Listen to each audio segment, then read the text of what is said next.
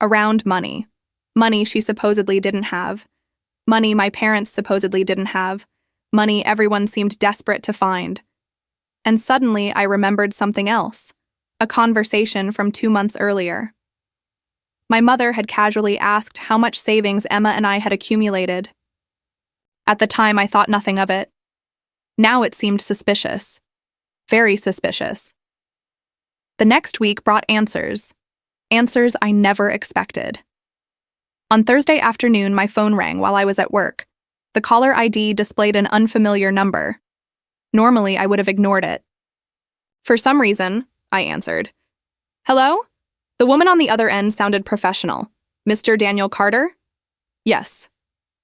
My name is Rebecca Mason. I'm calling regarding documents submitted under your authorization. I frowned. What documents? A pause. Then, the wedding financing agreement. My blood turned cold. What wedding financing agreement? Another pause. Longer this time. I'm sorry. Are you saying you didn't submit the paperwork? Every muscle in my body tensed. No. The woman's tone immediately changed. Mr. Carter, I think you need to come to our office. An hour later, I sat inside a law firm's conference room. Rebecca placed a folder on the table. Then she opened it. I felt sick almost immediately. My name was everywhere. My signature appeared repeatedly. Financial guarantees, loan agreements, payment authorizations, wedding vendor contracts, tens of thousands of dollars. Every page carried my name, my identity, my signature. Except, I had never signed any of it. I looked up slowly. This is fraud. Rebecca nodded. We were afraid of that. I couldn't breathe. The total amount sat at the bottom of the stack. $87,400. My vision blurred. $87,400. Someone had attempted to make me responsible for nearly $90,000 in wedding expenses. My sister's wedding expenses. Rebecca explained everything. 3 months earlier, someone had submitted documents claiming to represent me. The signatures looked authentic. The information matched perfectly. Social security details. Employment information. Income records. Everything. Whoever did it had access to personal information that shouldn't have been available, information only family members would know. My hands shook. Who submitted these? Rebecca slid a page across the table. I stared at the name. Then read it again. And again. Because I couldn't believe it. Primary contact. Vanessa Carter. My own sister. The drive home felt unreal. Every red light seemed endless. Every minute stretched forever. I kept replaying the discovery.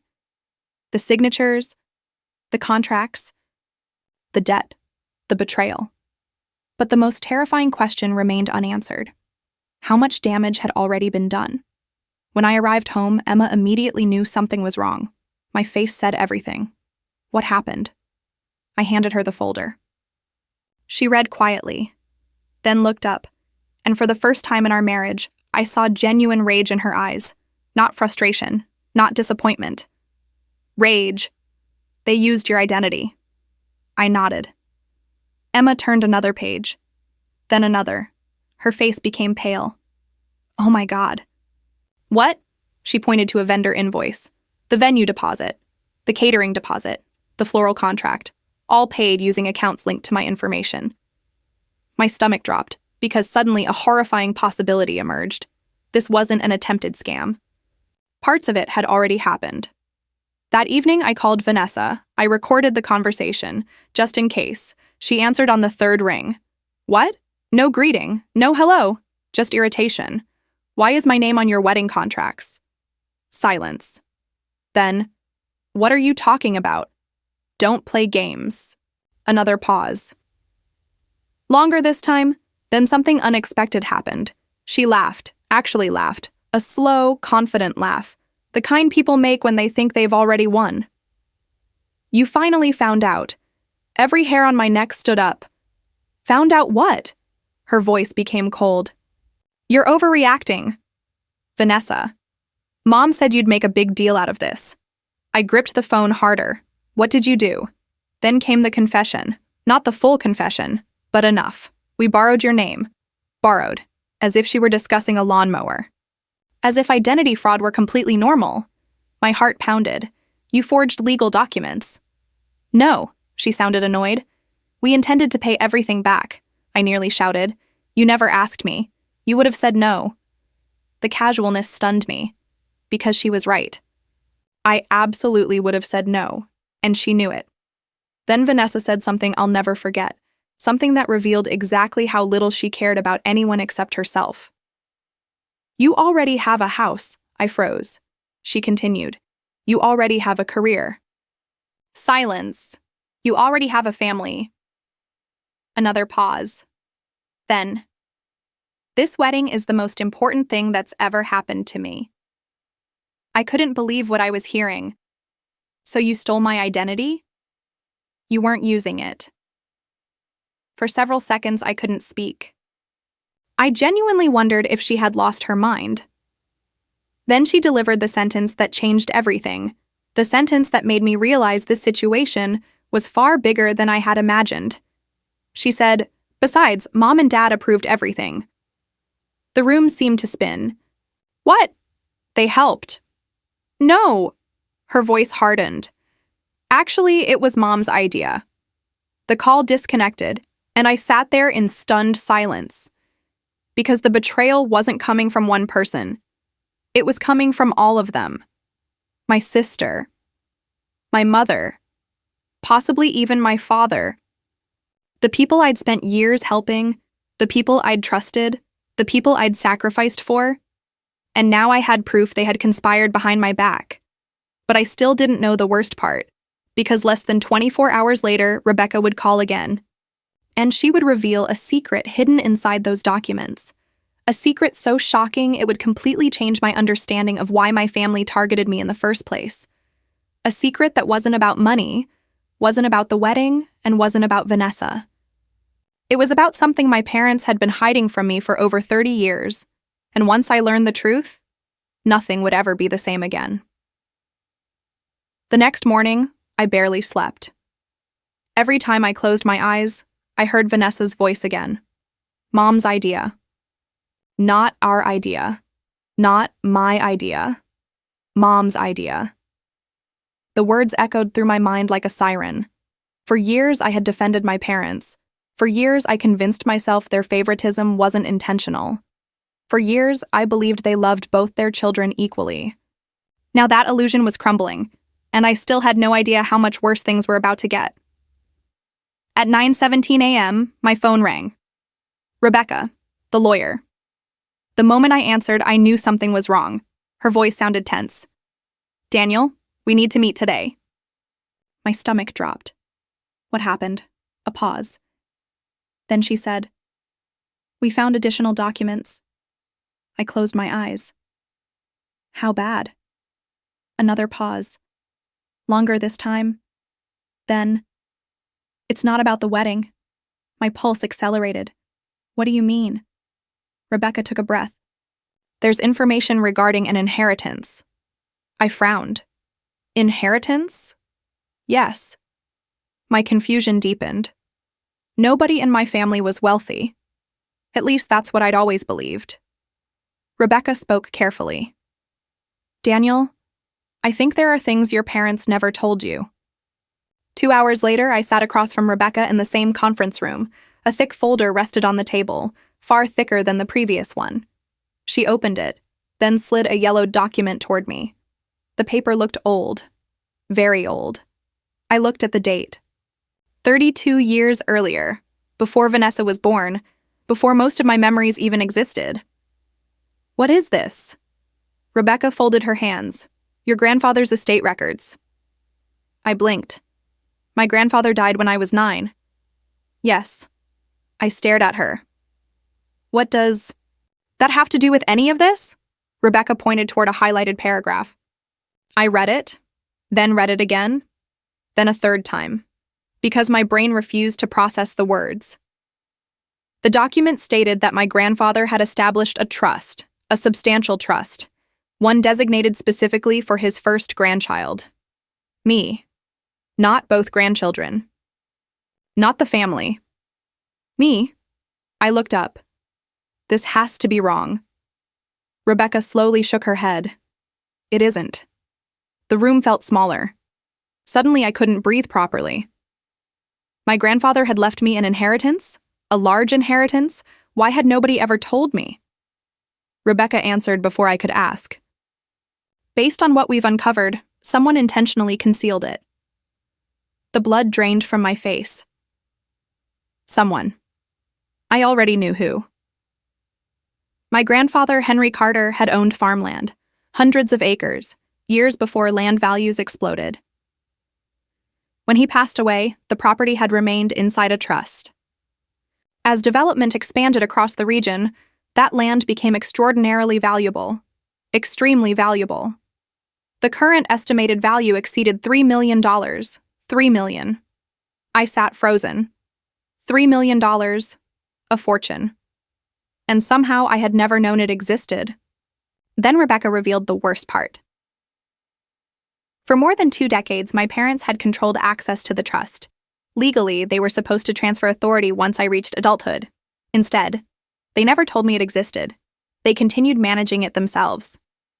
Using loopholes, delaying disclosures, avoiding questions, hiding paperwork, all while telling me the family struggled financially. Suddenly, dozens of memories made sense. Every request for money, every emergency, every financial crisis, every time I bailed them out. The whole time, they had access to millions. I laughed, not because it was funny, because my brain couldn't process the betrayal. Rebecca watched quietly. Then she handed me another document. This is why they targeted you. I looked down. The document detailed trust ownership transfer requirements. The final transfer date was approaching, very soon, within weeks. Once that happened, everything would legally become visible. Every transaction. Every withdrawal, every hidden record, everything. My family knew their secret was about to be exposed, and they were desperate. Enough to commit identity fraud. Desperate enough to use my name. Desperate enough to destroy my life. That evening, I drove to my parents' house alone. No Emma, no Lily, just me. For the first time in my life, I wasn't arriving as their son. I was arriving as someone seeking answers. When my mother opened the door, her smile vanished immediately. She knew. Somehow she knew. Daniel, I stepped inside. We need to talk. My father appeared from the living room. Vanessa sat on the couch, Kyle beside her. The entire family was there. Perfect. No more secrets. I placed the folder on the coffee table. Nobody touched it. Nobody spoke. Finally, I asked one question. How long? Silence. I looked directly at my mother. How long have you been hiding my inheritance? Her face turned white. My father looked down. Vanessa stared at the floor. The silence answered everything. Years, decades. You lied to me? Nobody responded. You let me pay your bills. Silence. You let me save this house. Nothing. You let me work overtime for years. Still nothing. Then my mother started crying. Normally that would have affected me. Not anymore. We're protecting the family?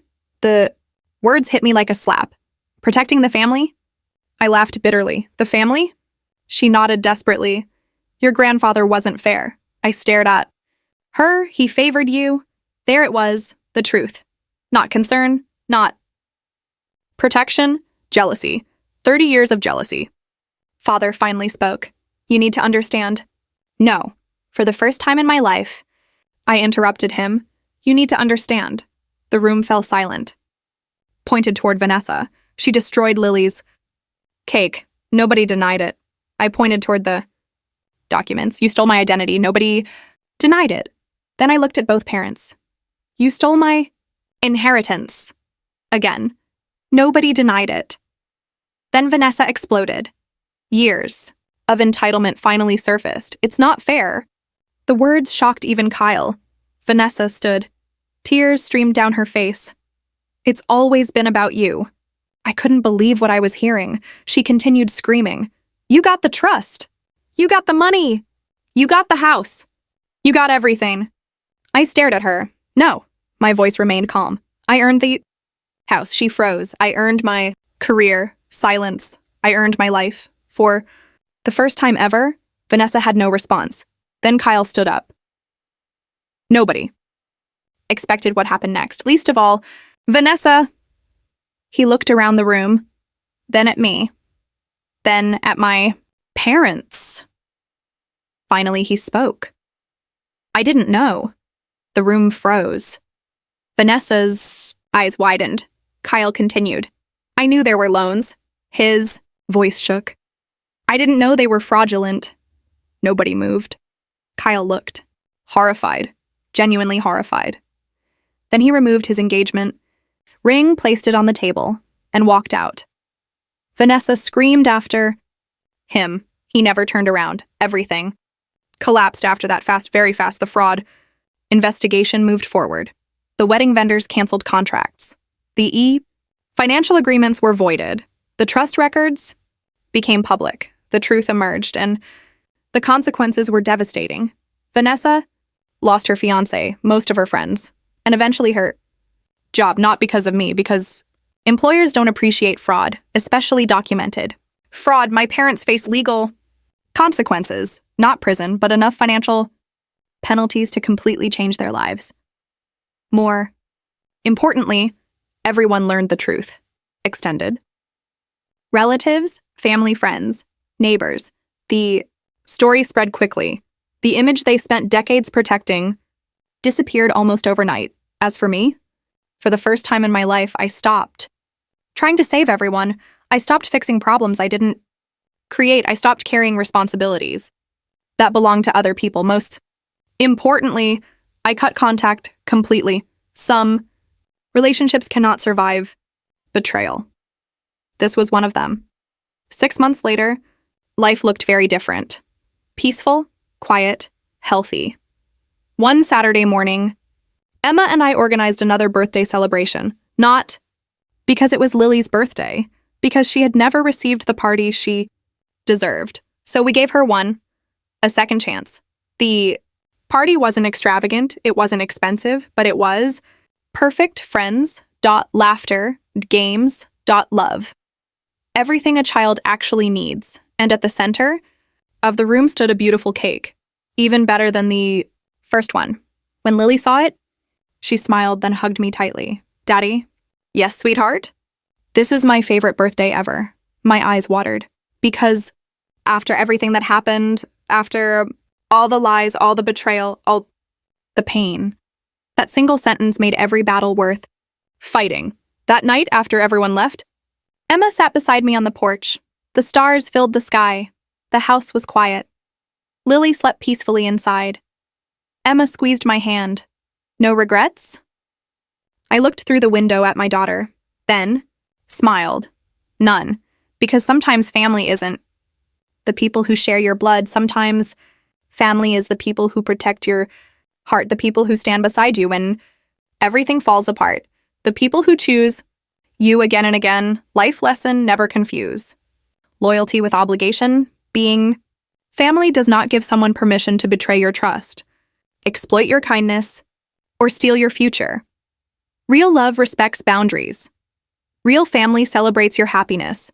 And anyone willing to destroy a child's birthday, steal your identity, and lie for decades was never protecting the family. They were only protecting themselves. The moment you stop carrying other people's greed, you finally make room for your own peace.